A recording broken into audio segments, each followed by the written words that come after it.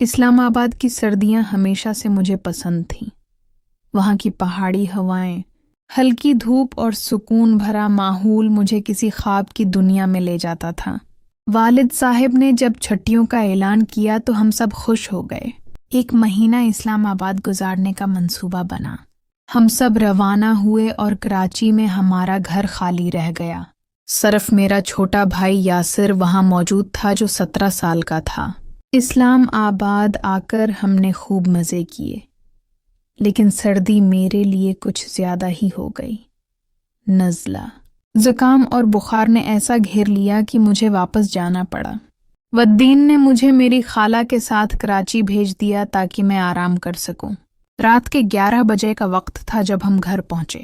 دروازہ ہلکا سا کھلا ہوا تھا۔ حیرت ہوئی کہ یاسر نے دروازہ بند نہیں کیا۔ خالہ نے مجھے دروازے پر چھوڑا اور واپس چلی گئیں۔ میں آہستہ سے اندر داخل ہوئی تو گھر کا منظر غیر متوقع تھا۔ ہر طرف چیزیں بکھری ہوئی تھیں اور ایک عجیب سی آوازیں آ رہی تھیں۔ میں خاموشی سے بھائی کے کمرے کی طرف بڑھی۔ اندر جھانک کر دیکھا تو میرا دل دھک سے رہ گیا۔ وہاں میرے بھائی کے کچھ دوست موجود تھے اور ایک لڑکی بھی تھی جن کے انداز انتہائی غیر شائستہ تھے۔ میں کچھ دیر دروازے پر کھڑی رہی اور پھر پیچھے ہٹ گئی۔ میرے ہاتھ کانپ رہے تھے، آنکھوں میں آنسو تھے اور دل ایک گہرے صدمے سے لبریز تھا۔ میں باورچی خانے میں آئی اور خود کو سنبھالنے لگی۔ اسی دوران یاسر کا ایک قریبی دوست حامد مجھے دیکھ کر رک گیا۔ ہماری نظریں ملیں، لیکن میں نے نظریں چرا کر خاموشی اختیار کی اور اپنے کمرے میں چلی گئی۔ کچھ ہی دیر بعد میرے کمرے کا دروازہ آہستہ سے کھلا۔ حامد اندر آیا۔ اس کی حالت نیشے میں تھی۔ میں فوراً کھڑی ہو گئی اور سخت لہجے میں کہا، یہ وقت اور جگہ مناسب نہیں، براہ مہربانی باہر جائیں۔ لیکن اس نے میری بات کو نظر انداز کیا اور کمرے کا دروازہ بند کر دیا۔ میں خوف زدہ ہو گئی۔ میں نے اس سے فاصلہ بنانے کی کوشش کی، لیکن اس نے مجھے دھکیل کر بستر پر بٹھا دیا۔ میری آواز حلق میں اٹک گئی۔ میں نے بھائی کو آواز دی، لیکن وہ اپنی دنیا میں مصروف تھا۔ میں نے خود کو بچانے کی ہر ممکن کوشش کی، لیکن حامد کا رویہ درندہ صفت ہو چکا تھا۔ اس نے میرے اعتماد، میری خاموشی اور میری بے بسی کو کمزوری سمجھا۔ وہ رات میری زندگی کی سب سے طویل رات تھی۔ اگلے دن میں نے کسی سے کچھ نہ کہا۔ ماں کو پریشان کرنا نہیں چاہتی تھی اور بھائی پر تو اب اعتماد اٹھ چکا تھا۔ میں نے خود کو روزمرہ کے کاموں میں مصروف رکھنے کی کوشش کی، لیکن دل کا سکون چھن چکا تھا۔ اس کی درندگی وہیں ختم نہ ہوئی۔ اگلی رات وہ پھر آیا۔ اس بار میری خاموشی نے اسے اور بے خوف کر دیا تھا۔ میں پھر اس کا نشانہ بنی۔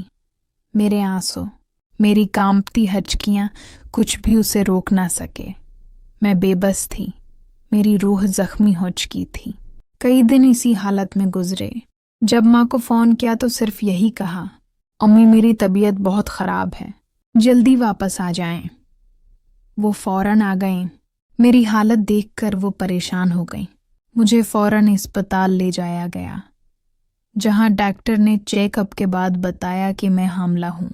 یہ خبر بجلی بن کر گری۔ میری ماں صدمے میں آ گئیں۔ ان کے لیے یہ ناقابل یقین تھا۔ پہل انہوں نے سمجھا شاید میری ہی کوئی غلطی ہو، لیکن میں نے ہمت کر کے سب کچھ سچ بتا دیا۔ ماں نے خاموشی سے سنا۔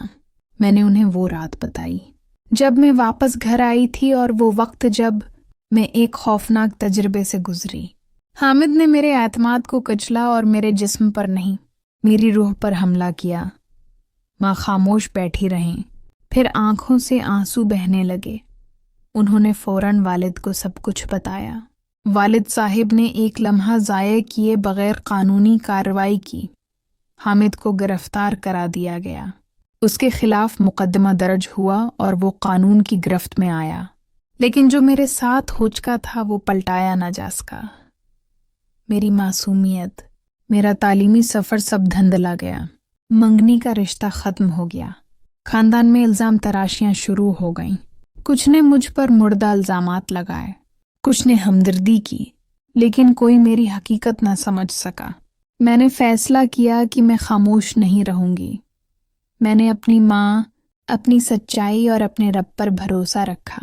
معاشرہ جو چاہے سمجھے، لیکن میری سچائی میری طاقت تھی۔ میں نے تھراپی لینا شروع کی، تعلیم جاری رکھی اور خواتین کے لیے ایک فلاحی ادارے سے وابستہ ہو گئی۔ میں نے اپنی کہانی ان لڑکیوں کو سنانا شروع کی جو ظلم سہہ کر خاموش رہتی ہیں۔ میں نے انہیں بتایا کہ خاموشی اختیار کرنے سے ظالم کو ہمت ملتی ہے اور بولنے سے انصاف کا دروازہ کھلتا ہے۔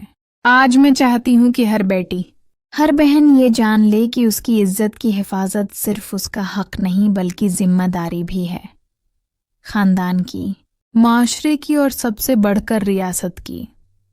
سچائی کبھی چھپتی نہیں، ظلم کا جواب خاموشی نہیں، آواز ہے، اور جب آواز اٹھتی ہے تو انصاف لازمی ہوتا ہے۔